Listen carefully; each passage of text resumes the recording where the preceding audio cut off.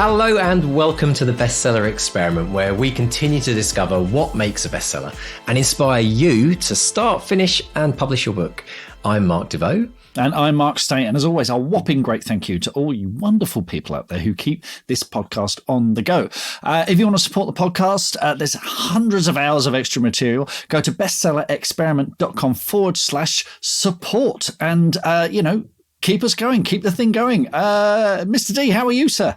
I'm doing great. I'm just gearing up for the big opening 2024 of the Academy, Bestseller Academy. We've got some amazing people in the Academy already and some amazing new coaches coming in, as we announced last week as well. So if you're interested in joining us for a writing journey of a lifetime, you want to get that book started, finished, published, rewritten, dusted off, and wherever you're at in the process, however advanced you feel you are, or however much of a beginner you might be, we welcome all levels. So do pop along to academy.bestsellerexperiment.com and find out more about it and get your application. There's an early birds, which is the middle of December, 14th of December. So get your early bird application in to guarantee yourself a spot.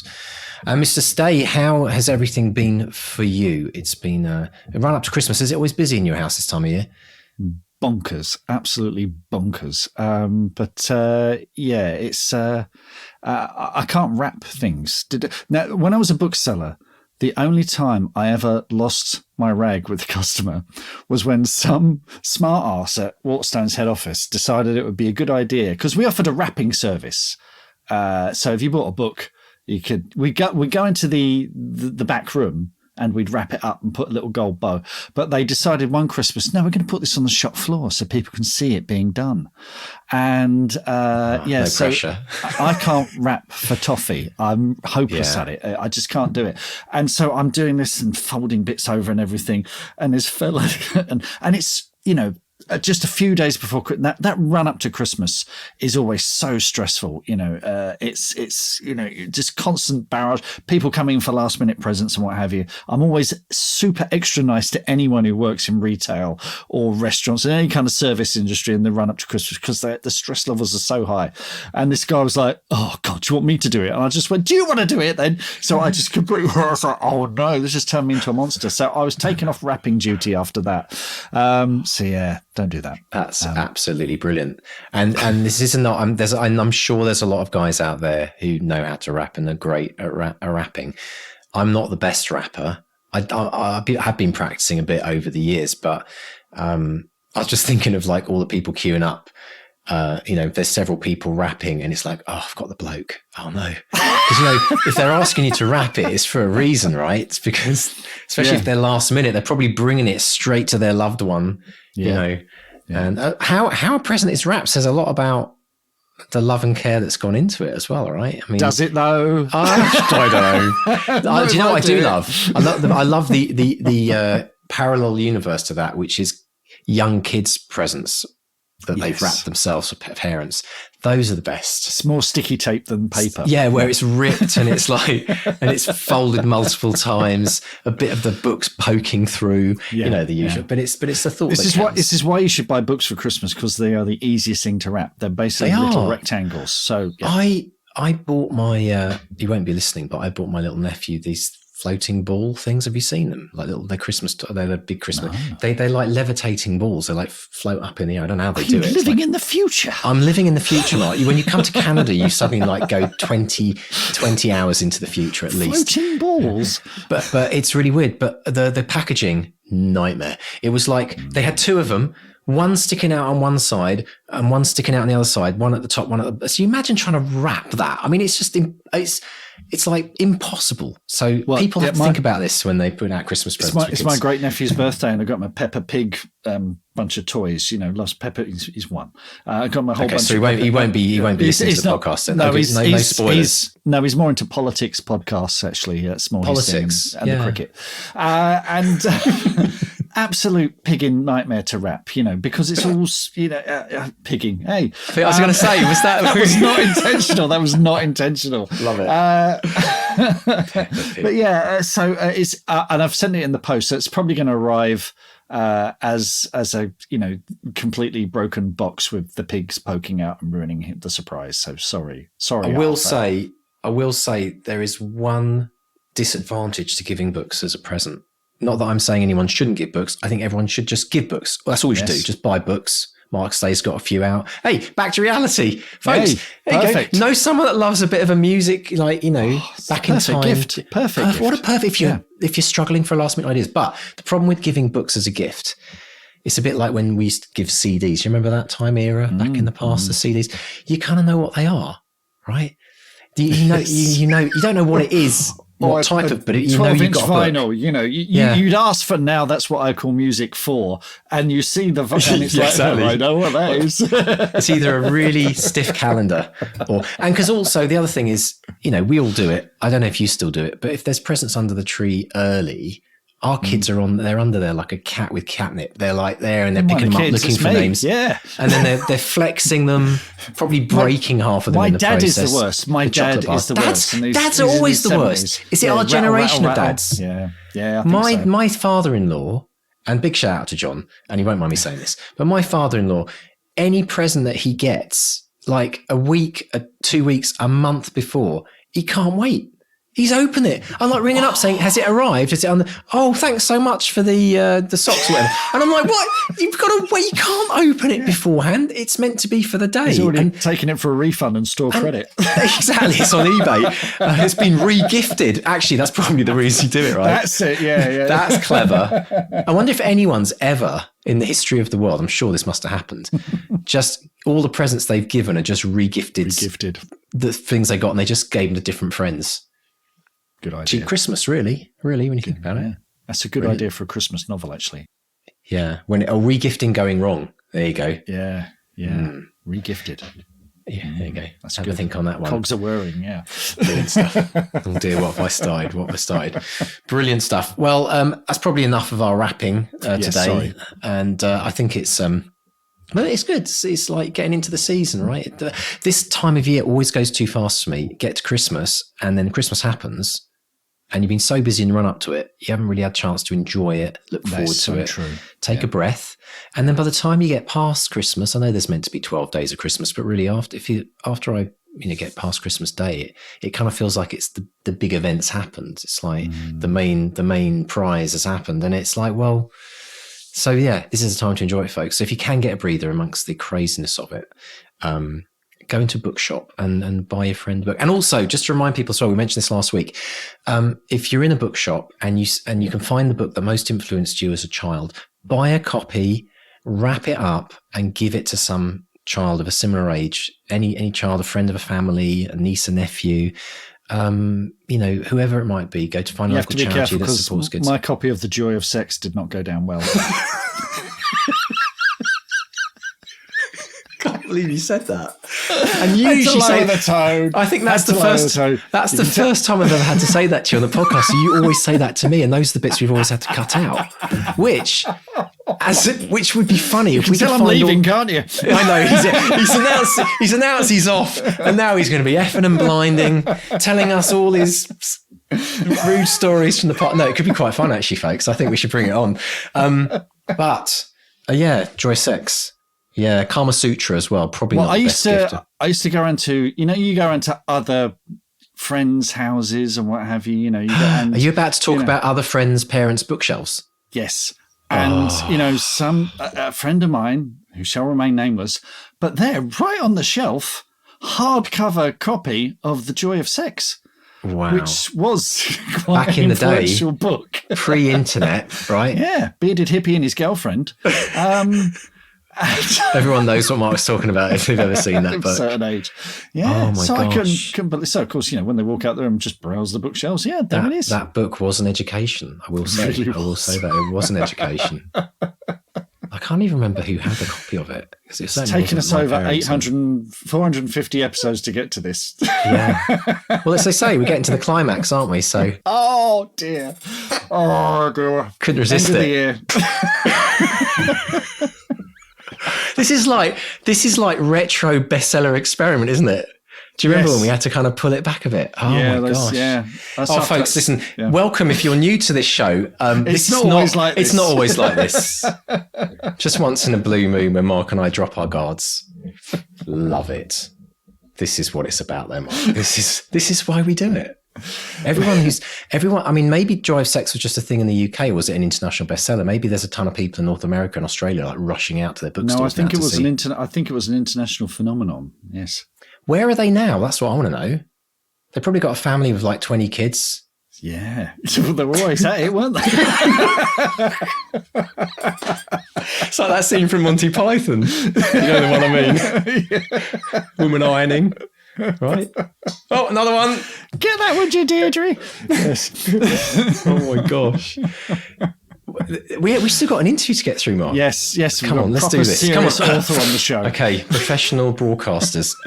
We're not. Mark, segue. Award-winning podcast. Yes. Award-winning podcast. In fact, yeah, absolutely. Tell us about an incredible guest today. Well, Luke Chilton, who writes as L.M. Chilton. He was a journalist for many, many years. He's worked on TV for shows like This Morning, The One Show, Loose Women. He's written for mags like Cosmo and Glamour. He's written for The Mirror. And he's written a fantastic book called Don't Swipe Right, which is his debut novel, which is a murder mystery set in the world of kind of online app dating. And it's very, very funny. And we discuss changing titles and openings, how to get your book on TV, everyone wants to know that, and why you shouldn't set a sex scene in a police station. You see, here we go again. It's just like, this was obviously the build-up. Yes. And we should also say that for anyone listening as well, thinking how the bestseller experiment can affect your life, Luke is an avid fan and listener, and so we take full responsibility for everything you're about to hear. So let's dive in, folks, and listen to Mark chatting with the wonderful Luke Chilton. Luke Chilton, welcome to the bestseller experiment. How are you today, sir? I'm very good. It's wet and windy here, but I'm enjoying it. Excellent stuff. It's wet. And listeners, we're doing this on the big storm day. If you're in the southeast of England, you'll know what that is. We like to make a drama out of a crisis, don't we? But we're not here to talk about that. We're here to talk about your spectacular new book, Don't Swipe Right, which, and we'll talk about how the title changed as well in a minute, which is just a terrific read. Luke, tell us about your debut, Don't Swipe Right. Well, I call it a millennial murder mystery. It's set in the terrifying and mystifying world of dating apps. And it's a whodunit. And it follows the hero called Gwen Turner. She's just been dumped and she's hitting the dating apps really hard. And the twist is each of the men she dates turns up dead. And she has to solve who's doing this, why they're doing this. And of course, she becomes the chief suspect. So it's a sort of comedic but thrilling mishmash of a rom-com and a murder mystery. Excellent stuff. And this was inspired, I believe, by the fact that you went on something like, now I was looking at an article in The Mirror where it said you went on 212 dates. Yeah, I mean, I think it was probably more than that. I thought that sounded quite good for the article because when I met my partner, my girlfriend now, she was number 213. Lucky number 213. So I thought that sounded good for the newspaper. But I think in reality, it was probably like 500, 600 dates. I was dating for probably about a decade on every different app going and became a bit addicted to it. So that was a lot of the inspiration is how these algorithms of these dating apps work. And they keep you on them and they don't want you to find love. They want you to keep dating and they're serving you particular types of person based on your likes and dislikes and who you're swiping yes or no to. And yeah, it's quite a disposable industry of making people disposable and going on to the next person. And I really thought how that was quite similar to a murder mystery because you'd go on a date with somebody, you'd learn everything about them, their dog's name, their mum and dad, how their relationship with their boss at work, and then you'd end up never seeing them again if it was just one date. Yeah. And I thought that was quite interesting, how you'd learn so much about a person and then you'd never see them again. And so that's why I worked into the book. And in the book, Gwen goes on these dates with these terrible men, and then they're murdered. And she has dismissed them as kind of toxic, awful men. But in the book, she has to go back and think, oh, well, what did he actually say on that date? And look for clues. So it was all about going back and thinking, oh, well, actually, are these people disposable or should I have paid a bit more attention at the time? So I tried to weave that into the story. But at the same time, it also gave me a good opportunity to put in all the kind of terrible date stories that I'd been on and I'd heard from all my friends. And when you go on dates, they always tell you, this is my worst date, and all the terrible people, and I've had to climb out the bathroom window and all that stuff. I mean, it was funny as well. This is the great thing about the book, is the reaction to it. I mean, you just have to look at the reviews on Goodreads and Amazon, and you'll see a lot of people can relate to, apart from the murder side of things, a lot of people can relate to this. Well, and that some relatability. people want to murder their bad dates, I think. But yeah, I think that's the key. Everyone has been on a bad date, probably. And, you know, certainly now dating apps are the main way people meet someone. So lots of people have been on these terrible dating apps. They've been on terrible dates. And everyone likes to live vicariously through their single friends. So even if you're not single, I think you kind of want to hear about all these bad dates. And certainly when I was dating, that's the first thing everyone wants to know is like, what was the worst date? They don't want to hear about the good fun stories. They want to hear like the terrible people who were. So yeah, I think that's a big part of the appeal of the book is you hear about 5 of Gwen's terrible dates. So you hear about the murder mystery and that she's running around town and trying to solve the mystery. And then every so often you get a little vignette of her bad date. It's great. Now, it's a great high concept. There's a great instant hook there. Had you been writing much before this? Had you been sort of looking for that great hook, or are there unfinished novels in your drawers somewhere? And how long had you been writing for? Well, do you know what? So I'm a journalist by trade, as I think a lot of authors are previously journalists. But so I'd written a lot in my day job, but that was non-fiction. But I loved reading murder mysteries, and I loved reading novels. So, and I think every journalist secretly is desperate to be a novelist. But no, I tried to write one when I was about 20 that was awful. And I did actually get to the point of sending out chapters to publishers, but it was like in those days, it was putting them in envelopes and sending them out in the post. And I think I got one reply, one rejection. And then I put it to bed for decades and didn't think again until lockdown, really. And I think, the pandemic, and where a lot of people were like, oh, what am I going to do now? I need a hobby. And that's when I really started writing. And this idea, through dating and through being single, had been circulating in my head for a while. And that's when I started putting it down on paper. But I think I used to work for one of these terrible supermarket magazines called Real People magazine.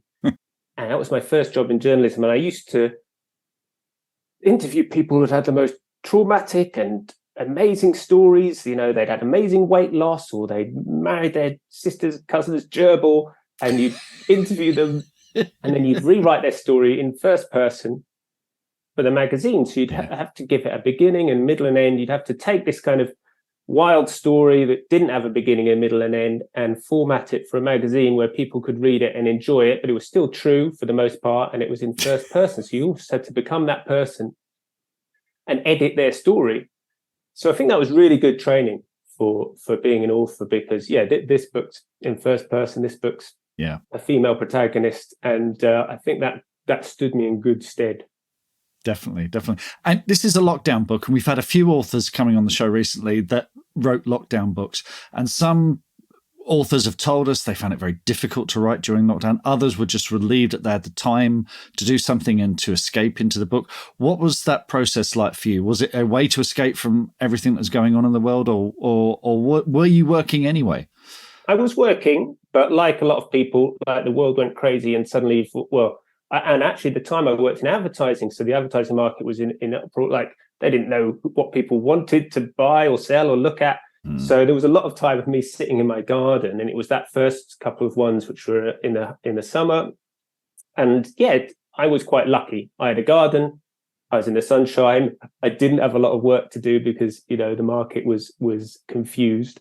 So I was sat in my garden with not a lot to do, single, and needed a hobby. And I think in hindsight it was a bit of escapism, but at the time it seemed like a good way to focus my mind on something that I should have been doing for years and never quite got around to. So I was lucky in that respect.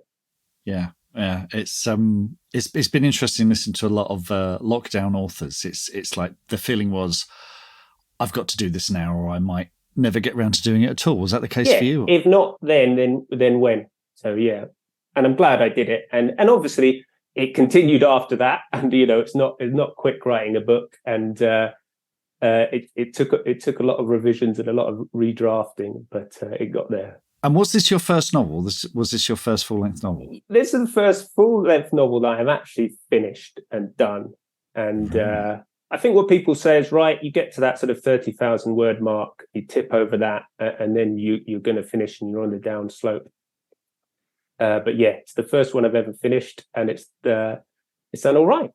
It has. Listen carefully, Luke. You'll hear the grinding of teeth from so many of our listeners. There we go. Yeah.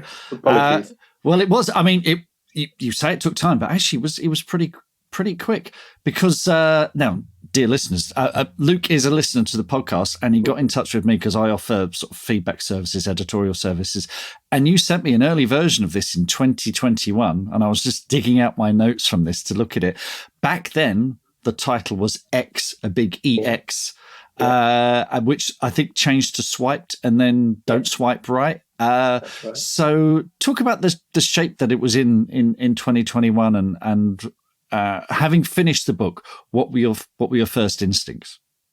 So I'd written this maybe first, second, third draft, perhaps at that point, but it was still kind of rough. It was still too quick, not enough depth to it, but I was excited, and I was looking for sort of validation, looking for feedback, and looking for somebody to sort of say, you're on the right track, or keep going. And I think a lot of writers feel that, because I don't think at that point I'd given it to many other people like friends and peers to read. I later on did do that. But I think it's just you at home at your computer, and you've got this 60,000 word document, let's say, and you don't know if it's any good, or you think it's quite good, and you can't see the wood for the trees. So it's really useful to have someone like yourself, a professional, an author, published author, who's spoken to loads of other authors, to have a look at it and just say, stand back, look at it objectively and say, oh, you could improve this, you could do this.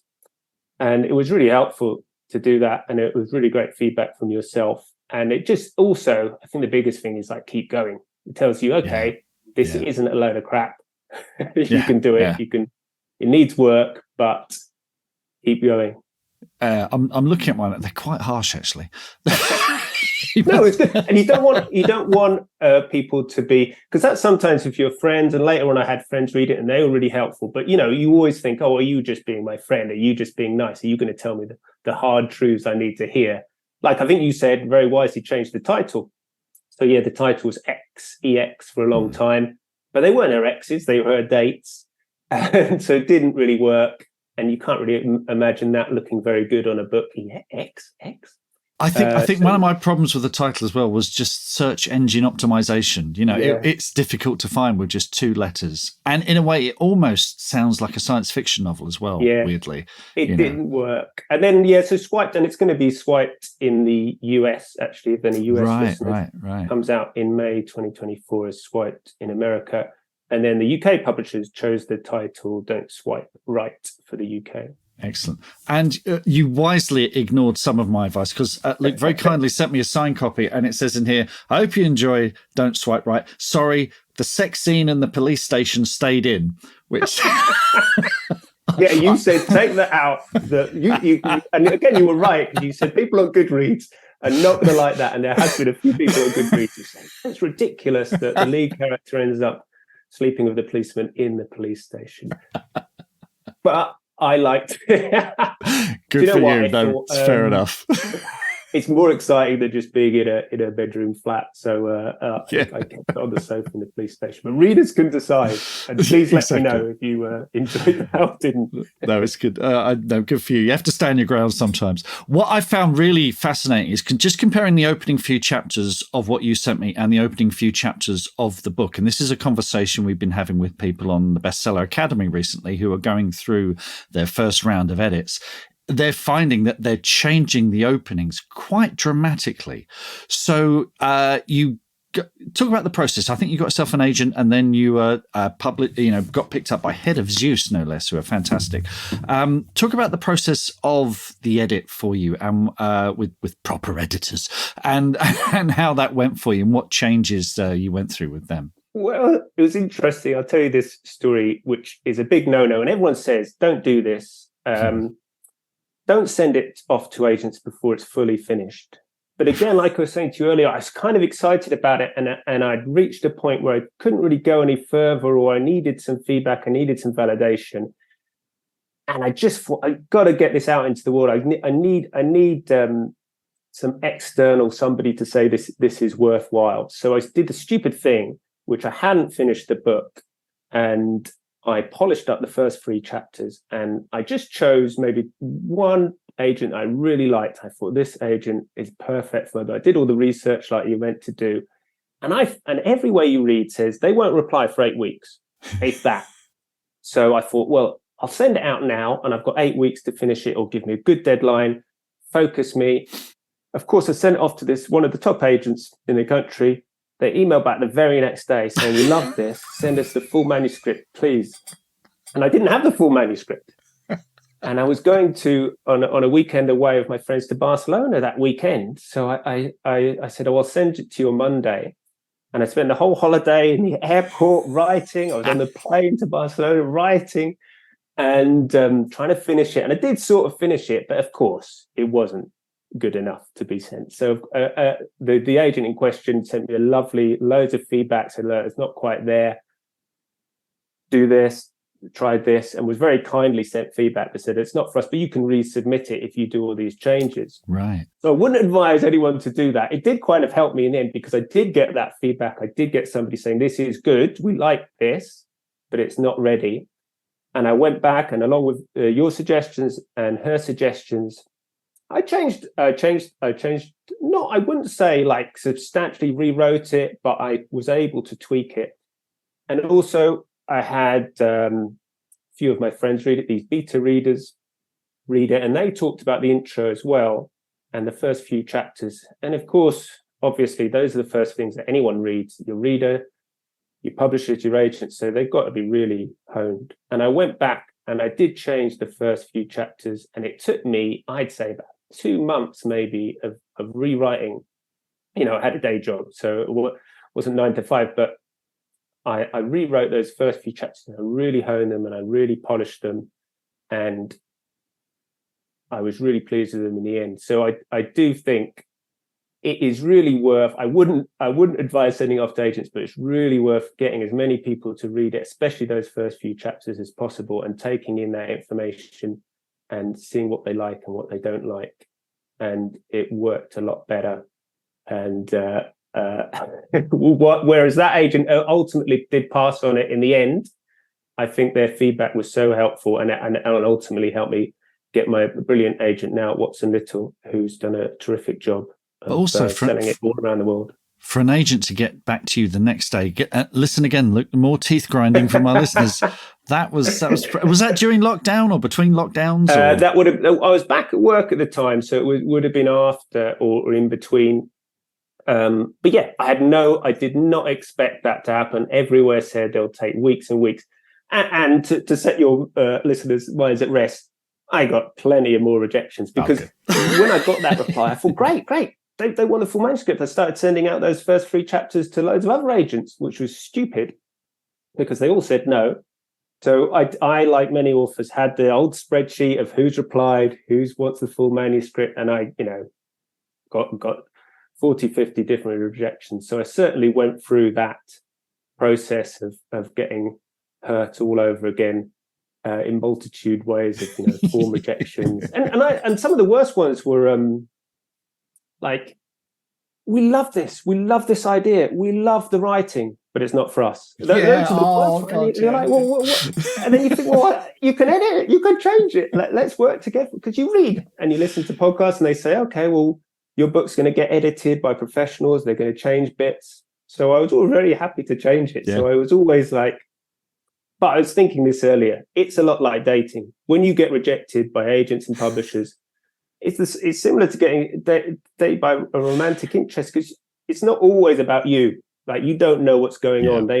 You might remind them of an ex. They might have had a terrible day at work. You don't know what's going on in the agent's minds, how many other books they've got that are similar to this book, all that sort of stuff. So it's not always about the quality of your book. Sometimes it is just the market, and you don't know. So it's important to remember it. Absolutely. We've used that. Yeah, we've used that dating analogy a few times, but it's nice to hear it from someone with so much extensive experience. And actually, I am just looking at because the version you sent me had a prologue and the book doesn't. Yeah. So did that just change? Did someone say to you, no prologues? Because I know sometimes you hear folks saying, oh, no, don't put a prologue at the beginning of a book. I have no problem with them, and I think that's hooey. But, famously, they do say don't put a prologue. But interestingly, in fact, I think my editor suggested putting another prologue. So I took that prologue out, and then they suggested a totally different prologue, which we then took out. So it went through a couple of different prologues.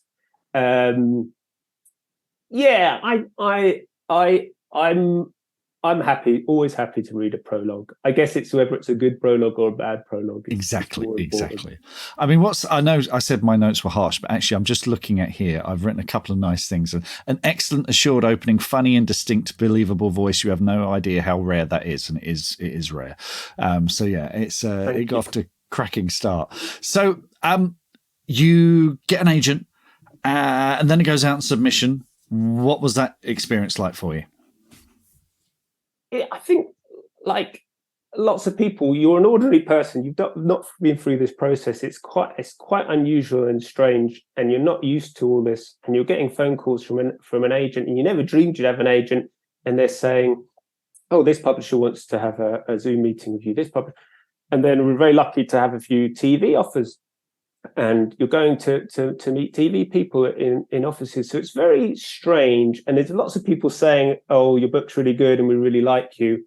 And then maybe later on say, "We don't actually want you." So you kind of, it's a weird process of people saying lots of nice things to you, but you're thinking, well, do I believe this? And it was very exciting. And it all happened very quickly, actually, after that. It did take a long time to get a good agent.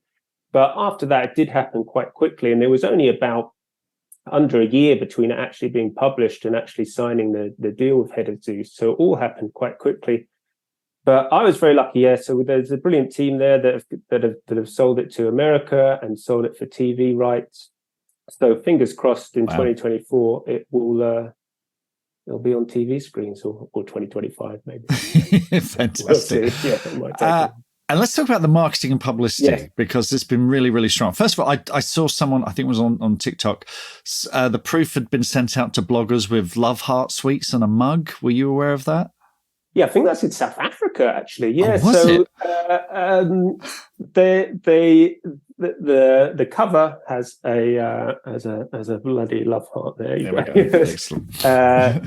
And when we did a little book launch for it, we had like the bad love hearts with like jokey messages on, because rather than romantic ones. But I was a journalist, so I sort of knew how the machinations of that process worked a bit. And I was lucky that I'd worked at the Daily Mirror before, and I'd worked at This Morning on ITV. And I knew when I worked at This Morning on ITV, I knew that a lot of our stories came from reading the newspaper, and we'd look at what was in the paper. If there was a story in the paper that was good, we'd find the person, ring them up and say, "Do you want to be on TV?" So I did think, oh, well, if I can get this story in the paper, then perhaps my old colleagues at This Morning will pick it up and it'll validate it that this is a real story. It's not just their mate, their old colleague from This Morning. So I contacted my old pal who has later gone on to be the editor of the Sunday Mirror, and she very kindly said, "Okay, we'll do your story about your dating. This guy's had a terrible dating life and he's ended up with a partner and a book deal." So I did have to sort of I'm not a particularly public-facing person. I'm quite an introverted person. So I did have to sort of bare my soul a little bit to do this. And I had to do quite an awkward photo shoot in our local park with my girlfriend. And we had to go and hold hands and be lovely and hold the book and smile. And I had to talk about all these terrible dates that I'd been on, how I was a loser. But I knew, or I hoped, that once that hit the paper, that my friends of This Morning would say, "Okay, well, this is actually a real story and we can invite him on the TV." And, it was touch and go whether that would happen. And luckily that did happen. And they said, "Come on." And they pitched it as sort of, here's somebody who used to work at This Morning, and he was going on all these dates when he worked on This Morning, and he's got a book out of it. So I was terrified. And I'd never done a TV interview. I'd obviously worked in TV and watched a lot of people done these interviews and coached them for their interviews, but it's totally different when you're sat on the sofa there and Holly Willoughby's waving your book at you and saying. So, and you know, in terms of sales, that obviously gave it a big bump, and that was in the day of the week of release for the hardback. And you can obviously, authors will know, but you can watch your Amazon rankings and you can see it get its little bestseller flag. So it's amazing the difference that does make. But you know what? A week later, it was plunged back down again. You know, it's quite a temporary thing. You know, so even that, and people, listeners, will know how hard it is to get any marketing. And publishers do their best, but they don't have huge marketing budgets, and you do have to do a lot of your own back. And I was lucky to have those contacts in the media to push that a bit. But even with that, you know, it's yesterday. I think the lesson that the rest of us can take away from this is that there needs to be a hook in the story. You know, author writes book isn't enough, is it? If you can say, okay, this was inspired by the fact that I went on hundreds of dates, and the great hook with your one is that, you know, date 213 was your, you know, was your, you know, your partner now, and there's a happy ending to the story. So I think that kind of mindset of thinking, okay, I've now got to sell myself and sell a hook that can get people interested in the story. That's you have to make a narrative of it. You've got to make a narrative, and I did sit back and I thought about that. What is the narrative of me that I can sell? Yeah, and like I said, you have to be a bit personal and bare your soul a little bit. And not everyone's going to be comfortable doing that, and I wasn't hugely comfortable with doing that. But I really wanted to get the book in front of people, and I know how hard it is to get books in front of people. There's so many books out there, so I did sit back and yes, the 213, it is, I've just made up that number. It's probably more than that. But I thought, oh, what's a good number? If the successful date is number 213, I can call it lucky number 213. So I did sit and think about that, and I wrote down what my bad dates, and I exaggerated a few of the worst date stories, and I made it into a story. And again, my work at Real People magazine, doing those sort of narratives and turning real lives into stories did really help with that. So you've got to be a bit cheeky, but you've also, you're exactly right. You've got to think, how can I sell this book that it's just not another book? But, you know, you might not have that story, but I think everyone's got a reason why they wrote the book. Yeah. Brilliant stuff. So big question is, what's next? What's coming next? I think one of my last notes were, will this be a series? Will Gwen carry on solving crimes? Well, so I signed a 2-book deal with Head of Zeus. So the second book, I sort of wish it had been a sequel now, because I think what I found quite hard is writing another character that's different. And I think you give so much of yourself to your first book, and you make them quite similar to yourselves. And then suddenly, if you write a second book, you've got to think of a whole new main character who's totally different to the other main character. So I think sometimes it's a bit easier to write a sequel. But so the second book will not be a direct sequel. I would hope one day, we'll have to see how successful it is. Don't quite right, but one day I would quite like to write a second book, because she was really fun character to write. Gwen, she's kind of sarcastic and funny and a bit ridiculous. So she's really fun to write, and it made it a lot easier to become that character and write that character. But no, the second book I think it's coming out in 2025, hopefully, and I'm in the middle of it now. I'm in the classic difficult second book, and it is hard. It's harder than I thought. I knew it was going to be hard, and it is harder than I even thought it would be, because suddenly it's your day job, suddenly there's deadlines, suddenly there's people, there's pressure. So that's what I will be doing. I was doing before this interview, and I will be doing after this interview, is getting back to staring at my blank Word document. You know, you can't. I was thinking this the other day, like, what an opportunity, what an amazing thing to have to be contracted to write a second book is amazing. So sometimes I'm like tearing my hair out, thinking, oh God, I really don't want to write this. But then you have to pinch yourself and say, come on, like, this is the dream. I was thinking earlier, I missed a deal like this, but at the start of the bestseller podcast, it says, what does it say? It says, finish the book, quit your day job, become a best-selling author. Yes, yeah. Go through that in my head, and every time I listen to the podcast, I focus on that bit, or I rewind that bit and I listen. And I did exactly that. I finished the book, quit my day job, and now I've just got to do the third one. I've just got to become a best-selling author. Hopefully it will happen, but it's worth having that mantra. And the other thing I used to do was like superimpose a picture of the cover of my book onto pictures of bestseller lists or bookshops, and just stare at the photo and think, focus, to do this. Just to remind yourself what the end goal is, because it can be hard when you're in the middle of it. Yeah, absolutely. Well, look, Luke, if anyone can do this, you can. Don't Swipe Right is an absolute joy to read. It's so much fun. It's a proper page turner, and the sex scene in the police station does earn its place. Don't make no mistakes there. It's worth it just for that. Thanks so much for coming on and talking about it. It's just to have one of our listeners, have such an amazing experience, and this is the beginning of a great career. And I should say that I listen to the Bestseller Explorer every week, and it really is inspiring. And there's so much good advice there that I used. So go back, listen to all the old episodes, and it's really helpful. So thank you to both Marks. It's been really useful. Thank you. Oh, thank you, Luke. I appreciate it. Take care, and hope to speak to you again soon. Thanks, Mark. What are your writing dreams? Finishing that book, quitting the day job, becoming a best-selling author? Well, over 4 years, we've studied the advice of over 300 best-selling authors who've collectively sold over 500 million books.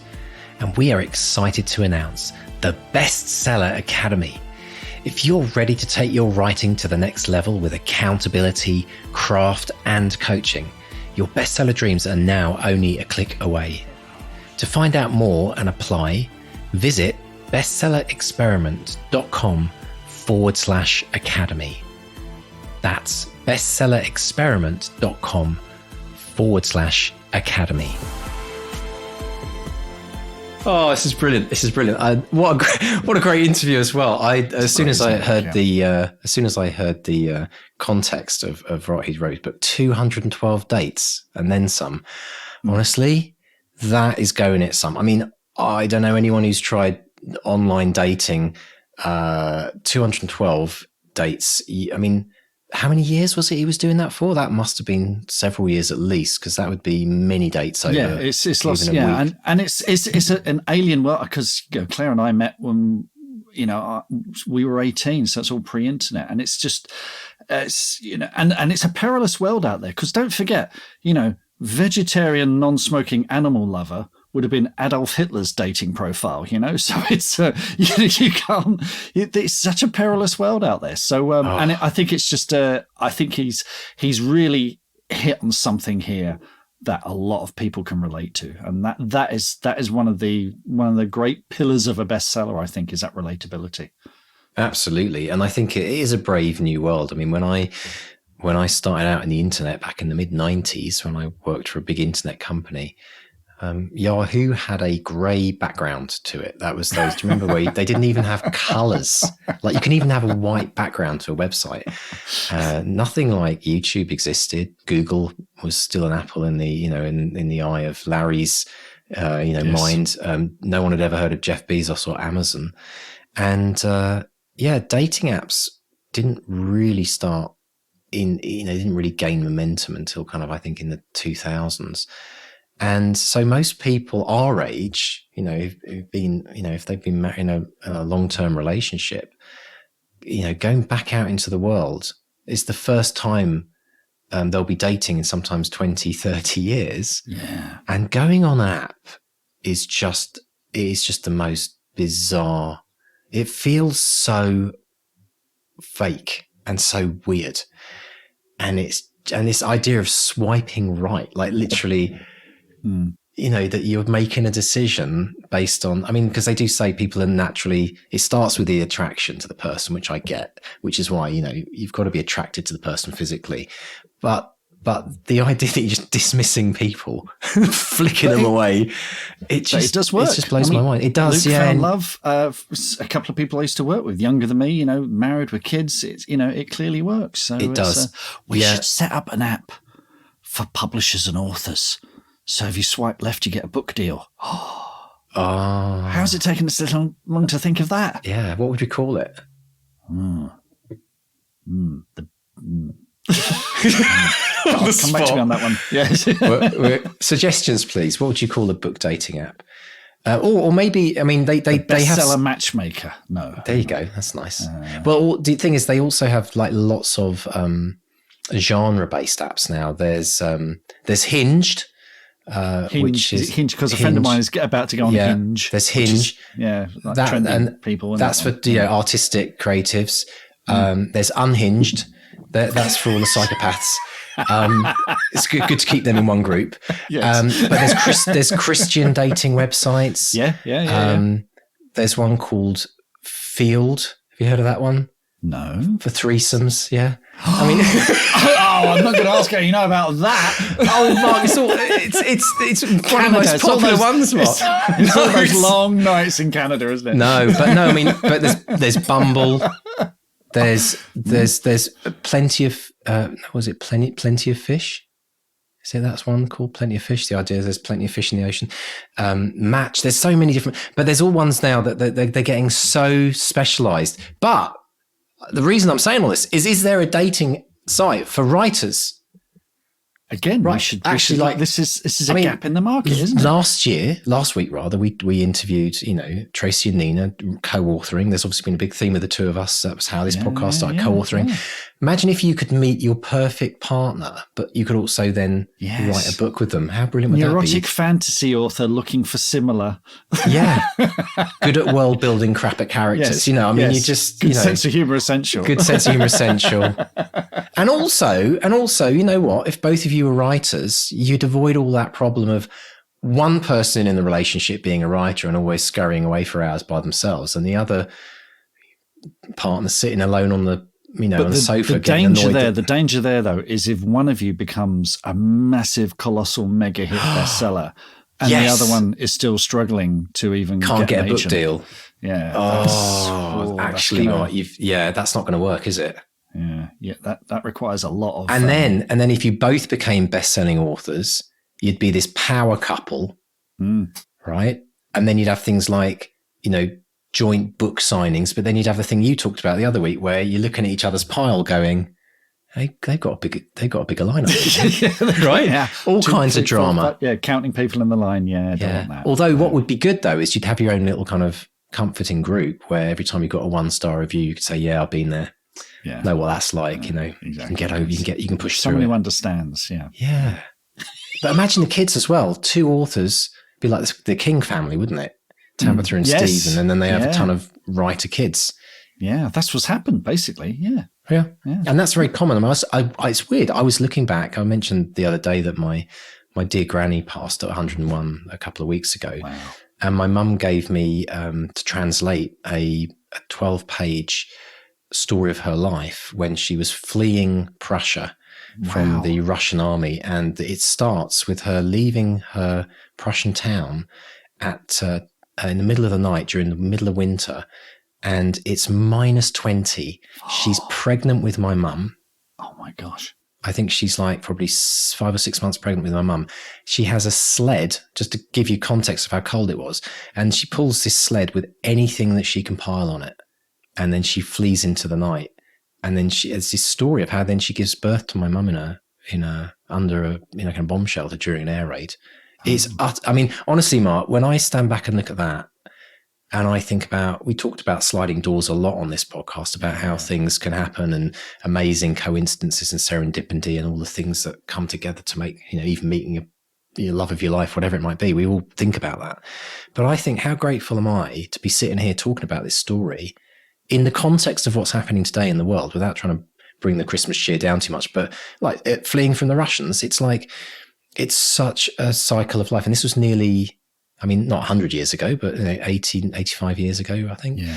And I'm just so grateful that I'm here and able to tell this story, because I think of all the things that had to happen for my grandmother to still be alive, and then to be able to give birth to my mum, and then all the other things that happened since then. Absolutely mind-blowing, isn't it? How amazing. Every morning we wake up, we should just be grateful that we get the chance to do whatever we end up doing for that day, because a lot of people didn't get that chance. A lot of kids of the war, grandkids of the war, they're not here because they didn't make it. So it's something to celebrate, isn't it? It's something to be really, really, really grateful. But this story I've got, it's just incredible because it puts into context that, and when I read it, I thought, wow, my grandmother could, it's the only thing she ever wrote. And she could really write. It was like, it's a really beautiful account. And then my uncle ended up writing a book. My mum became a translator early in life, German to English. So there's a theme of book writers. My dad, before he passed, he wrote a bit of a kind of 30-page kind of retelling of his life. So I do think it does run through families, or either it keeps people inspired to keep writing when you know that your grandparents or parents wrote. I mean, look at your family as well. You've got writers popping up all over the place, haven't you? Well, there's my Aunt Marion. But your daughter as well. Yeah, my daughter's a terrific writer, but they're good storytellers. They don't write it down. But I remember just coming home from school, and then mum and dad round the dinner table would just tell the best stories, and aunts and uncles, just great storytellers. Very, very funny. Naturally knew how to spin a yarn kind of thing. Yeah. I had a great Irish uncle called Luce. I'd only ever see him when we went to Ireland, rather. Sorry, why did it come on? I'd only ever see him when I went to Ireland, but he would tell me these great ghost stories, and he'd I think I spoke about this when we were talking about the film Unwelcome. He'd pepper it by going, he'd tell you the story that the ghost, she came through the wall there, as true as I'm sitting here. And then she came towards me, as true as I'm sitting here. And, it's just that way of keeping you on the hook. And you instinctively learn a lot from that, which is, so apologies to everyone in Ireland for the accent. No, that's a great accent. And Australia. Do you know what, though? The Irish particularly, I find just brilliant storytellers. It's part of the culture. It's just part, and laughing as well. Yeah, having fun. Brilliant. Yeah. Now, Luke talked about getting feedback from other people. I know he's obviously sent you the book, and but I really do think this is a good thing to do if you haven't got a group of people. I mean, obviously in the academy we've got like beta readers, but it's hard sometimes for some people just to find people. Sometimes getting a bit of professional feedback can really help. I mean, encourage you, but also point out the things that maybe need to change before you start pitching it out to agents, publishing companies, and the like. Absolutely. And I was very bad at this starting out. Certainly when I wrote my plays, I've written a play and you're all going to say the lines, and then you come up against the actors and the director and everyone else in, the production team or whatever, and everyone's got an opinion. And it's kind of, I can tell you, your first couple of plays, you're thinking, I should have done a couple more drafts before I showed it to this lot, or I should have shown it to someone. So, because you're very much at the sharp end there. And certainly, when we started the podcast, I don't think I'd ever used a beta reader, not in that kind of way. Yeah. In a constructive way. I was kind of, I don't want to show it to anyone because they're going to find fault with it. It's a terrible, they're going to criticize kind of thing. Whereas now it's such an essential part of my process. I can't imagine doing without it, and it's an opportunity to make it better. Simple as that, And which is why I've I enjoy doing it for other writers because I learn from it as well. I love looking at what other writers are doing and seeing something that isn't quite polished and isn't quite 100% and just thinking, this is great. And I can see the shape of this. And I think, maybe a few changes here or there, this could be absolutely knockout. So, I've come around complete full circle with that. It's so essential. I think it's good to be a beta reader before you look for beta readers as well, I think, because I think it's important to kind of learn what it is to be a beta reader first and then you will have a much more successful group of beta readers because you'll have an appreciation for, the type of, understanding what type of feedback they want and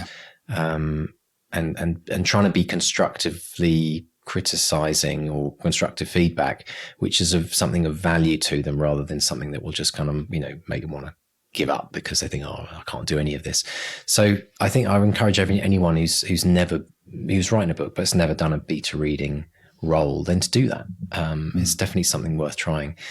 The other thing that Luke talked about with regards to I don't know how to explain it, but it's like the fact that he sent out this submission expecting 8 weeks for feedback on average, and then the next day got a response from his top major agent. How mad is that? Yeah, and then had a weekend in Barcelona to knock it into shape, which is but it makes me think. I mean, it's the kind of crazy thing I probably do, and I think in some ways when that does happen and something turns around so quickly, no matter how stressful it might be, wow, how quickly can you get things done? And it just shows you what you're capable of doing under pressure and a really tight deadline. Because I was thinking, if Luke hadn't have done that, if he hadn't sent it out and thought, I'll just spend he probably would have spent months working on that, wouldn't he?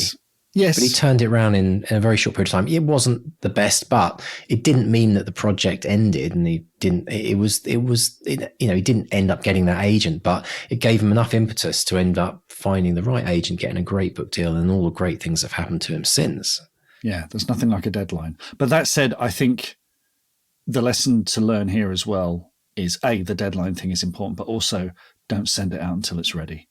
It's got to be ready. The thing I'm hearing, and I'm hearing this from a lot of authors who are on submission, and I don't know how true this is, but I would just take it as a truism just to help yourself. But I'm hearing that a lot of publishers are looking for books that are pretty much ready to publish without editing, because the editors are all stretched. So many people have been made redundant. There are fewer resources at publishers. So if you can present a book to a publisher that needs as little editing as possible, I think the odds of you getting a foot in the door will be increased, because I just don't. There used to be a time, certainly when I was, working in publishing, where you'd get something that was a diamond in the rough, and they think, you know what, I can knock this into shape. I don't think they've got the time to do that anymore. I don't think they've got we talk about it being a developmental edit, and certainly if you're an indie author, you can do that if you can afford that, and that's great.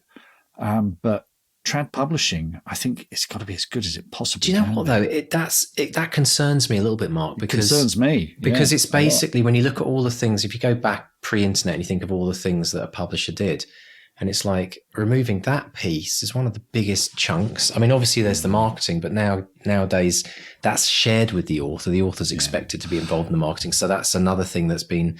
So it makes me think. Obviously, I'm guessing it's evolving as everything else. I mean, look, this is scuttlebutt on Facebook groups. Yeah. So take it with as big a small pinch of salt as you want. But it kind of rings true to me. There's something about, and I think you'd just do yourself a favor if you'd send something that is as good as it possibly can be. For people who might be listening to this for the first time and they're getting into it, might be the first time they've ever listened to a book writing podcast, the word submission can be quite confusing for some people. How would you describe that to someone that doesn't know what a submission means? It's usually you've got an agent who has taken on your book and has said, right, it's ready to go out and we're going to put it out in submission, which usually means a first round of maybe 5 or 6 key publishers that they think, editors, in fact, key editors, because the agent will know, we have an idea of what publishers might be looking for, what imprints might be looking for, but one of the reasons you have an agent is they will know what the editors are looking for. They will know that editor X at imprint Y is looking specifically for this kind of romantic murder mystery that Luke has written, and they will go, I know Freddie's looking for that. I'm going to send it to Freddie. They're going to love this. That kind of shortens the odds for you, which is all the more disheartening when it comes back with a rejection. So, but they'll maybe do a first round and then a second round, and if after that they're not getting any bites, they might go, okay, we need to regroup. Do we need to rethink this? That kind of thing. But it can take weeks as well. The 8 weeks thing that Luke was quoting for an agent, at least, is usually the bare minimum these days. Just put it out to an agent and then start writing the next thing. Forget about it. Try and put it out of your head and just get on with, what's in front of you. Because if you sit there fretting and worrying about what's going to happen, you'll be sort of paralyzed with fear. Because they've all got massive slush piles now, absolutely massive slush piles, particularly post-lockdown, because it seems that, everyone was writing a lockdown novel. Well, I think maybe a lot of people are writing lockdown novels and using the lockdown time to do it. And so a lot of people probably didn't send things on submission during lockdown because they would, and a lot of new people. I mean, take Luke. He's as you called it, would you call him a COVID writer? There's going to be a kind of, it's like baby boomers. It's like people that started writing in lockdown. I noticed with music as well, there's been such a amazing output of music, which is all the stuff for people writing in lockdown when they weren't touring and the like. So interesting things. Now, I liked that Luke or his publicity team kind of thought outside the box, and we're using some really interesting merchandise, should we call it, this love heart mug that they sent out. And this takes us to this idea of,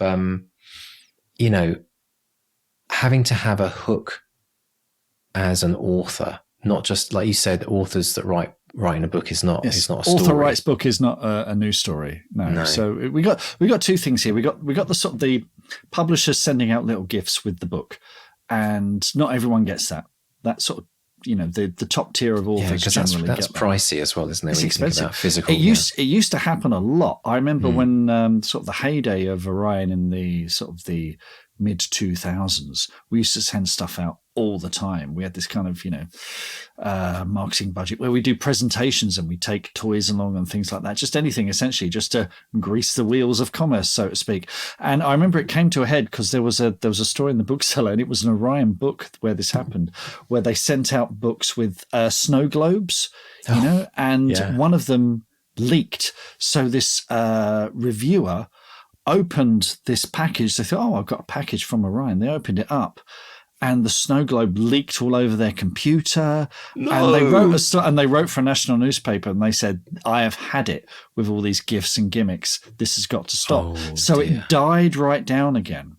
And then the internet came along and bloggers came along, and then what's happened is, because that Instagrammable thing of, if you send it to a blogger and maybe with a gift or snacks or whatever, but they're much more likely to put that up on Instagram and start talking about your book. So it's sort of come back again, this thing of sending little packages and gifts and things like that. Well, in a way, it amplifies the value of it, because not only do you get that person interested, they've then got some content to put on their social media as well, the unboxing or look what I just got, which then has even greater effect. So I can see how that's kind of picked up again. It's fascinating, isn't it? You got that sort of that side of things, that sort of marketing publicity side of it. But just solely on the publicity, obviously Luke, we can't all do this, because Luke, he worked for the Mirror, and he got a story in the Mirror which helped him position it for this morning. And listen, I'm going to put a link in the show notes so you can watch the clip of Luke. It's a Daily Mail link. I apologize for that. But there is a video embedded in the page where you can watch the clip of Luke talking to Holly on This Morning. And it's interesting that, he said it moved the needle for a bit. I don't know, authors were all desperate to get on telly because we think it's going to, and it does. One of the jobs I used to do when I looked after the Amazon account, Amazon eventually released a thing where you could look by the hour at sale spikes for your books. So we would go, okay, so-and-so's going on this morning, and you'd look, and from like 10 o'clock to 1 in the afternoon, there'd be a massive sales spike, and then it would drop off. So I know we think these things can be a kind of, we think they can be a miracle that can change things, but it doesn't always work. But here's a question.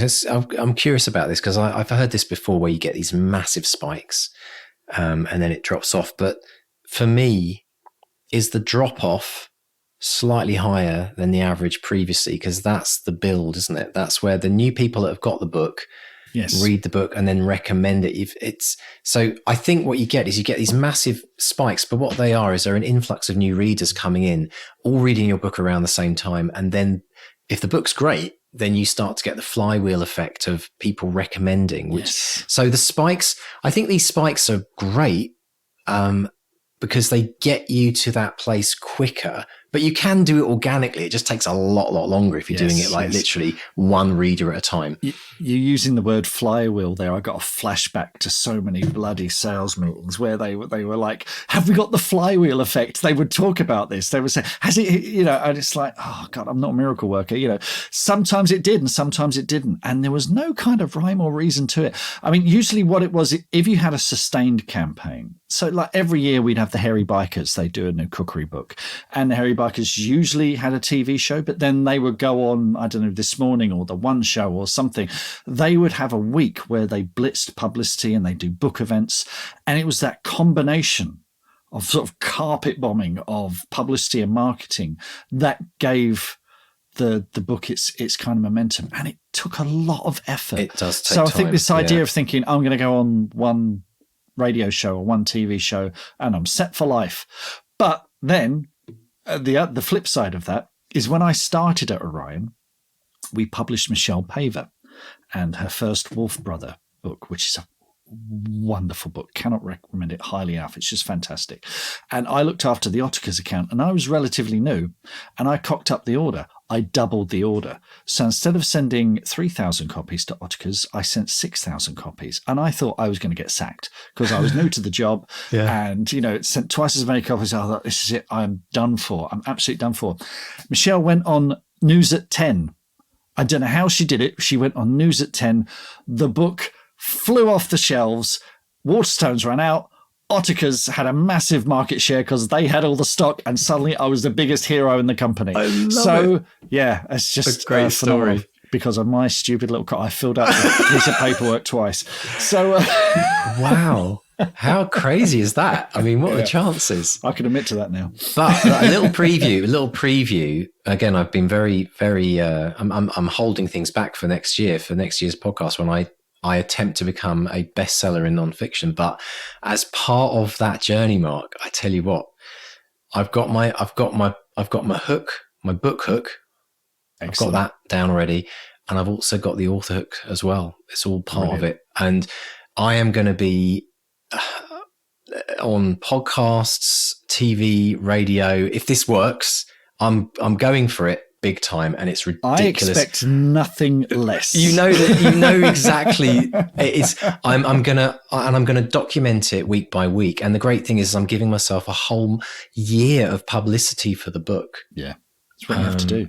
It's not just about the release date anymore. No, it isn't. It's sustaining it. It's going to be fascinating to see, because I also fully recognize that, if I get on national TV or national radio to talk about the book, it's going to be amazing, but it is not going to be the one thing that's suddenly going to break the people hearing about the book, buying the book, signing up to, the mailing list, whatever it might be.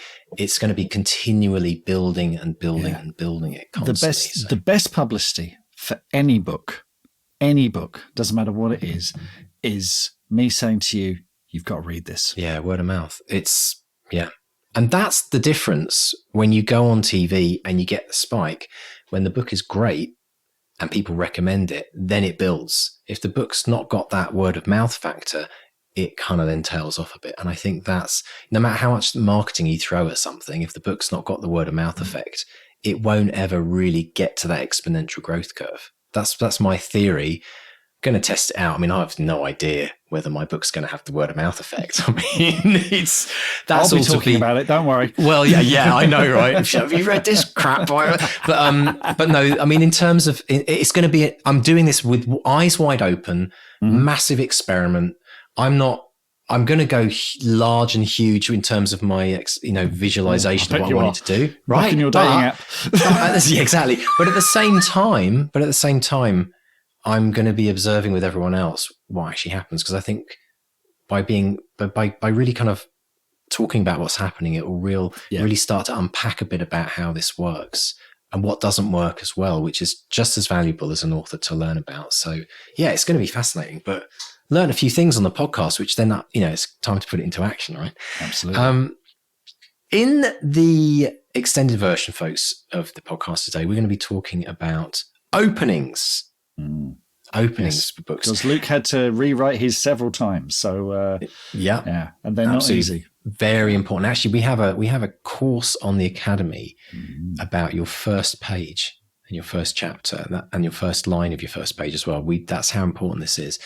And we're also going to be talking about superimposing your book that you're writing right now, your book cover, and popping it in the bestseller charts. We're going to tell you a bit about how to do that and why that's a brilliant thing to do as well. So if you'd like to join us in the extended edition of this podcast, simply pop along to bestsellerexperiment.com/support. So folks, thank you so much for joining us in the extended edition of the podcast. And we're going to dive straight in and talk about openings. Yes. As you said, there's a course, which I'm sort of cribbing from for this bit, but this is really important. And I think they're so key because the opening is what hooks people in. And you've got certain decisions to make. So have a think about what you want to establish first. Is it the tone? Is it the voice? Is it a character? Is it the world? Is it the time? What's most important to your story? It's very often the protagonist. And many books establish the hero's point of view immediately, although you might prefer to open with a mystery, say a body being discovered, or a fantasy with an epic battle between gods. But whatever you do, make sure you keep it simple. I think there's a lot to be said for keeping the language as simple as possible in your opening. Let the reader settle in before you throw anything too idiosyncratic at them. You know, if you've got a forensic thriller with a ton of medical jargon, it can be really, really off-putting. There's a lovely quote from Patricia Highsmith who says, "I prefer a first sentence in which something moves and gives action rather than a sentence like the moonlight lay still and liquid on the pale beach," you know. So even the slightest hint of movement has a psychological effect on the reader. They can see the show has started already and they better take their seat before they miss the rest. So, you know, Highsmith there was talking about subtle movements of story and character, but there's nothing to stop you opening with more intense action, or as it's known, in media res, which comes from the Latin, meaning in the midst of things. So you can put your reader in the thick of the action. Doesn't need to be frenetic action like a fight or robbing a bank. It can be a crime scene, a wedding, the middle of a football match, but it has to reveal something about your protagonist. If they're ambitious, then maybe they're working late. If they're a cop, they could be wrapping up a case. If they're looking for love, do we see them getting dumped? Let's talk about the tone. Establish the tone. What's the tone you want to establish? That's not to say this needs to be the mood you sustain for the whole novel. You know, a horror novel is going to have moments of humor. A romance is going to have moments of despair. But the general tone you need to maintain starts on page 1. It could be a jarring experience for the reader if you open with this tone of bucolic whimsy in chapter 1, and then you've got a serial killer doing terrible things in chapter 2. That's not to say it can't be done, but why make life hard for yourself? So if you're writing comedy, you kind of need to be funny on that first page. Comedy is very hard and unforgiving. And establishing the rules. So, you know, is there magic in this world, or is it a world of conformity or rebellion? Ground us in the world. Is it a modern world of smartphones, an ancient civilization, or the mean streets of Chicago? Try and give the reader some sort of clue as to when and where they are. So think about it. It's you don't have to write your opening now as well. As you know, you can start this book wherever you want. You might not write that great opening line until the final pass of the first draft, but don't let the thought of it stop you from writing the rest of the book. Just get those words down. Brilliant stuff. And remember that there are some people that go into bookshops, they look at the cover, open it. That's you know, the hurdle number 1. They like the cover. They turn around the book and they read the blurb on the back. That's hurdle number 2. And then what do? They open up that first page. Yeah. And if that first line doesn't grab them, they put it back on the shelf. I have friends of mine that is their rule. If the first line doesn't make them go, "Ooh, I'm really curious now." So that's why, and you're right there, Mark, it's not about doing that first, having to write that amazing first line when you first start the book. Often come back to it. You'll rewrite it so many times. Yeah. I mean, let's talk very quickly about what happened with us and Back to Reality in the opening. Firstly, I mean, we had to cut the entire first chapter because it wasn't really getting into the action.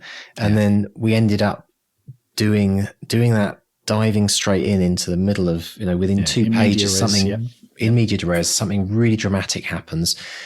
And I actually, once we did that and I recognized, this is actually a technique that authors do. Whenever I pick up a book now where it does that, and the classic thing is you come in halfway through a scene, for example, it's so brilliant. It's such a great way of gripping people because people's attention spans are very, very shortened today, and readers, I think, are affected by this as well. So I think it's almost more important than ever to think about how do you get that reader engaged from that very first paragraph? Because unfortunately, you know, I mean, we talk about all the other books that they could be reading whilst they're reading this particular book. Or as you mentioned with the Joe Hill chat we did, all the other things that they could watch on Netflix. You're competing against those as well. And like you watch a Netflix show and it has to grab you within the first 5 minutes. We actually sit down and make a decision. We say, should we give it 5 minutes? That's our catchphrase now. Should we give it 5 minutes? And then we look at each other after 5 minutes and go, actually, yeah, you enjoy, yeah, okay, let's keep going. Oh, this is really bad. I saw the Napoleon film last night, Mark. 3 hours. I loved it. Did you love it? Oh. Did you not get into it then? Did you? It just felt like it jumped around too much because it was just covering too much. Yes, it was covering too much. Apparently, there's a 4-hour version, and I got a feeling the 4-hour version will flow more. Yeah, I agree. Yeah, I learned a lot though. Yes, I did learn a lot. It was very interesting. Not to be taken as we've established on here before. Ridley Scott is not a historian. No, I really enjoyed it. But yes, you're right. Absolutely, right. It does hop about. But there were some people that left after about an hour. About a group of 5 or 6 people just walked out because it's a long film, right? But I mean, I think you give it a bit longer in the cinema if you've paid the bucks to go and see a show. Well, I went to our Curzon. My dad came back from a cruise. He ended up in hospital. It was a whole thing. I was driving to Southampton and Leatherhead and back here, which I'm now calling the pneumonia triangle. I had to do that for a couple of days. It was absolutely bonkers. And I had tickets to see Napoleon at our local cheap cinema, which is great. It's brilliant, but it was on the big screen and I couldn't because I was sorting out Dad. And then when I came back, it was then on their small screen, which is smaller than my telly. So I thought I'm going to treat myself to the Curzon. So I went to the Curzon, which is a massive screen. I had a meal brought to my, meal brought to my seat and everything. I was going to bloody treat myself. So I loved it. I was in a really good mood. But yes, you're absolutely right. Where were we? I think we were talking about the fact that you got to grab people at the very beginning, and even more so if you've got a 3-hour movie. I mean, that's the equivalent of a very long book as well. So, well, I was talking about Netflix. The thing we can learn from Netflix is there's I watched that TV show Beef, which is about the people over a road rage incident. Yes, escalates, and I was watching that, and I watched the whole thing. But I remember watching the first episode and thinking, that moved really fast. I downloaded the screenplay and read the screenplay, and the inciting incident, if you like, the road rage incident, happens on page 1 of the screenplay. It does not muck about. And it's interesting. I was in the middle of writing a pilot for a TV show where actually my inciting incident happened on page 8. And I thought, that's ridiculous. What am I thinking? I know it's going to wait 8 minutes. So I was like, got to get it on page 1 or page 2 at the very, very latest, because especially with TV, you've just got to get people in. Don't bore us, get to the chorus. There's a lot of research right now that shows because of social media. Social media gets a flack for a lot of things, but social media and how we use phones and information overload and apps and swiping right, because of that, our attention spans have actually decreased, and they've measured it to the point now. The craziest thing, the most recent scientific survey is saying that we have a shorter attention span than a goldfish, which is kind of bonkers because that was always the joke, right? That a goldfish has like 6-7 seconds, and they go around in circles and they go, oh, that looks interesting. And I think, but I do think, like when I see babies in prams with iPads, I'm like, what's that doing to their brain development? Like it's definitely making people, we want stuff and we want it now. We want it in less than 260 characters. And I think as authors, fine, if we're just writing a book for the pleasure of writing a book, do what you want. But if you want to publish a book that will get the biggest readership, and when we think about things like Kindle, where you get paid per page, it's even more important to get people really stuck in at the very beginning, because that will get you a higher percentage of readers getting your way through the book, or at least part of the way through the book. So we're up against it, and we have to take this into account because it is definitely, the science is showing it, and I think that's why this front page, first line is probably the most important page in the book, I think now. Sorry, what did you say? I drifted off. I wanted you staring vacuously into the distance. So and I'm like, I actually wondered if your screen had frozen, and the minute I stopped talking, it would just be like. The joke occurred to me halfway through your thing, and I thought, if I say anything, I'm going to ruin the joke. So I'm going to wait. I was like freaked out. I'm like, why is Mark not saying anything? He's not agreeing with any of this. He's either got a big comeback or the screen's frozen. That's what I thought. Great gag. I'll miss those, Mark. I'll miss those. Let's also finally talk about superimposing your book in the charts. I've done this. Mark. Yeah, and we know people in the Academy and the BXP group who have done it, This is a thing that I've had up behind me every single episode we've recorded. Tell the listeners for 7 years. What we're looking at here. It says at the top, so this is a book cover that I designed for a book I started writing about 15 years ago, and I started with a book cover, and it's called Start From Your Heart. It was a self-help, how to change your life and the world from the inside out. That's the tagline. Right. And it's got my name at the top. And above my name, it says, and I do apologize for this, folks, but this is what we're talking about. It says, #1 New York Times bestselling author. and the thing is that, I walk into my studio every day. It's part of my artwork. I like the heart. I like having a heart in the back. It's nice. But I've done this where I've actually got the New York Times, I've got the Sunday Times, and I've literally put that mock-up cover and stuck it in and just left all the others in there and pick your genre as well, like non-fiction, fiction. And something very powerful happens. A lot of people, you probably heard of this, Mark. This is a technique called vision boarding. Vision board is the idea where you get a big, whiteboard or a big piece of paper. The typical workshops you go on is you get a load of magazines and newspapers, and you have to go through and you cut things out, like a dog that you most want to adopt, or a beautiful house, or some charity you want to start, things that visually represent that. And really the book cover is a great way for authors to visually represent what they would like to for their dream to be as an author. And I think everyone should do this, because I did this with music, and I wrote things down on a postcard, 10 crazy things I wanted to do before I had any idea how I'd achieve them. And 9 of the 10 things were ticked off. And they were big things like radio airplay and Glastonbury and getting on TV with my music, all that kind of stuff. And so I think everyone should do that as an author, because sometimes I think that you have to first believe these things can happen before they will actually happen. Like if you want to become a New York Times bestselling author, you've got to want it before it's actually going to happen. I kind of wonder if that's part of the entry, if you like. And the people that don't believe it, or they don't think, then it's not going to happen for them. Yeah, it's one of those things. And can you bring that closer? Can we see that? Yeah. Can you bring it over? Because I've seen it there in the background for years. Yeah, I've never showed this yet. There you go. No. I don't know if I can get closer there. See? That's actually a nicely designed cover, isn't it? Well, thank you. Yeah. I just whacked that together with I was so passionate about this book. I will say that what you're seeing here is kind of stuff I started 15, 20 years ago. Some of it will be folded into the book that I'm going to be writing about. So it's like your Woodville, like the thing that you started. Yeah, you keep coming back to it. There's something there. Nothing's ever wasted. Nothing's ever wasted. And I know that it's not going to be this book. It's not going to be called this, but that's what I was going for. But so write that on your mock book up cover. Get your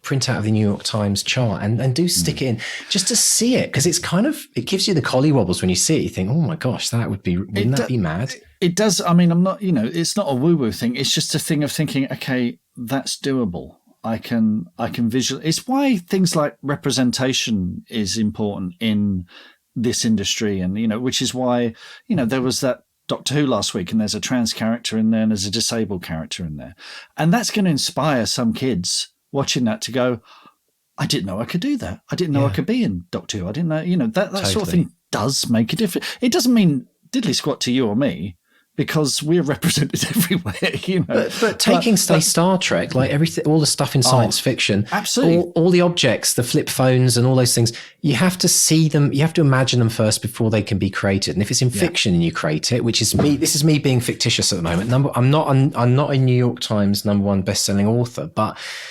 by imagining it's possible, it allows. I mean, in the world I live in, they call it the law of attraction. It's like manifestation. And I do believe in that, because I have many, many instances where I can say, that is exactly what happened in my life. And so I'm doing it. I'm practicing it. I'm thinking, yeah, why not?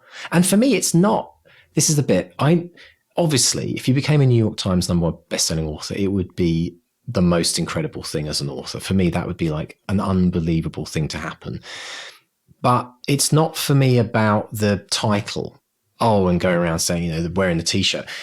For me, it's about, if you're a New York Times #1 bestseller, your book has reached a certain level, if you like, a certain number of people, which is way more than, say, what I would get if I just stuck my book in the local bookshop.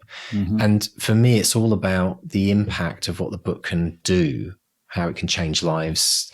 Yeah. And that's what inspires me to want to go for that. And if it happens, then great. It's a lovely personal thing for me to have, but it's not the reason I'm doing it. It's the fact that you've hit a certain it means readership that you've got base. Lots of people going, you've got to read this to their friends. Exactly. And that's then you just have a greater impact. And I think for me as authors, we should all be thinking about the impact that our books can have. Some authors don't set out to do that, and their book becomes hugely impactful because they just happen to hit a certain zeitgeist, and it's a time and a place, and it happens. But for the rest of us, we've got to dream about it and we've got to make it happen. So I love the fact that Luke did that. And hello, what happened with Luke's book? But he got on TV with it. He's had a huge success with it.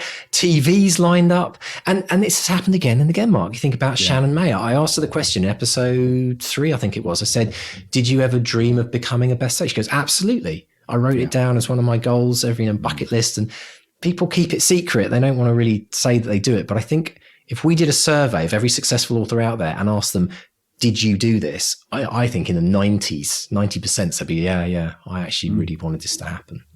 So use that how you will, folks, and watch next year as this story unfolds to see what happens. God, I'm really building this up. I bet you see, look, no pressure or accountability on my part. Absolutely bricking it. But I'm sure you guys will be along for the journey and be either laughing or supporting me all the way. It's going to be great. It's going to be great stuff. Brilliant. Well, thank you to Luke, and thank you too for you for listening to this extended edition of the podcast. We really appreciate your support. And please, please, please think of one friend this week who you think might benefit from these deeper dives and the extendeds, and tell them about the patron. Thanks very much, folks. So, Mr. Stay, what's happening on social media and wins this week? Social media. Well, Kate Baker, who long-time supporter of the podcast and in the Academy as well, her wonderful Made of Steel, that's MAID, Made of Steel. She's ticking off another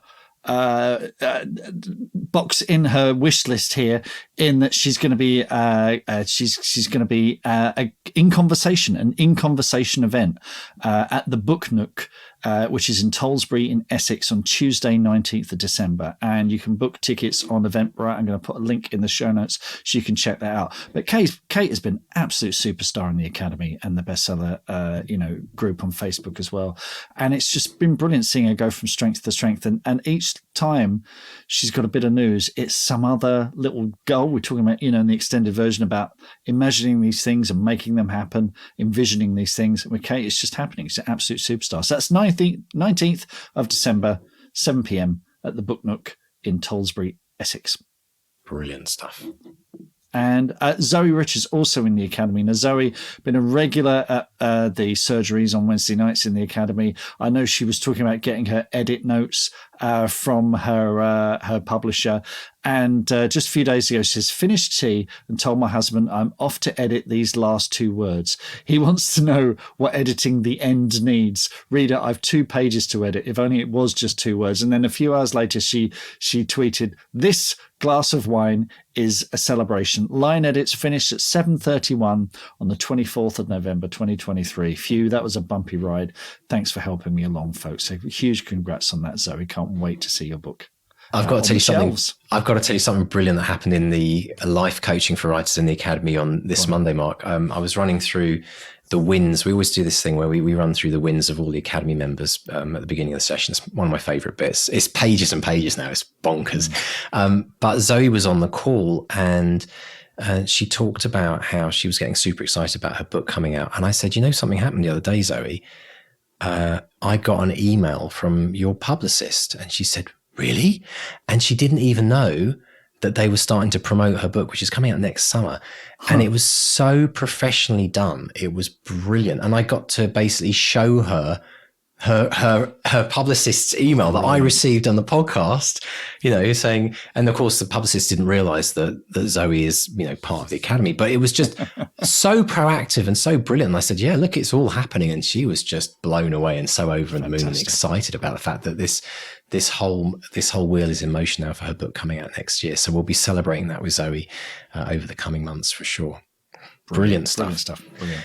Excellent, folks. Well, listen, if you've got any wins that you'd like to share with us, always remember you can pop along to the contact form on the bestsellerexperiment.com website. Whilst you're there, click on the newsletter tab and fill out your email address, and we'll send you weekly updates of all of the fun stuff happening in Bestseller Experiment HQ. Plus, a lot of the news that's going to be coming out over the next couple of weeks to months is all the new things that are going to be happening in the podcast. And Mark, how can people get hold of us on socials? On Facebook, we are Bestseller Experiment. Twitter, Instagram, and Threads, we are at BestsellerXP. Come and say hello. If you've enjoyed the show, if you've been inspired by Luke or any of the authors who've been on the show, give us a rating or a review or subscribe wherever you get your podcasts. And thank you, as always, to our editors, Dave and JD. Absolutely. And don't forget, folks, sign up to the Academy, get in on the early birds before Christmas. It's academy.bestsellerexperiment.com. The fiction and the non-fiction program are open for people wanting to join us in January of next year. And I think it's also important to say, Mark, as well, that 25th of December is a very special day, not least it being Christmas Day, but it's also going to be a very special episode of the Bestseller Experiment that we're going to be doing, and it'll be Mark's last one on the podcast. So do join us for that. It's going to be an absolute humdinger. You will not want to miss it, and we look forward to having some fun and games on that episode as well. So, folks, have a great writing week, and it's a goodbye from Mark 1 and a goodbye from Mark 2. Goodbye. Goodbye.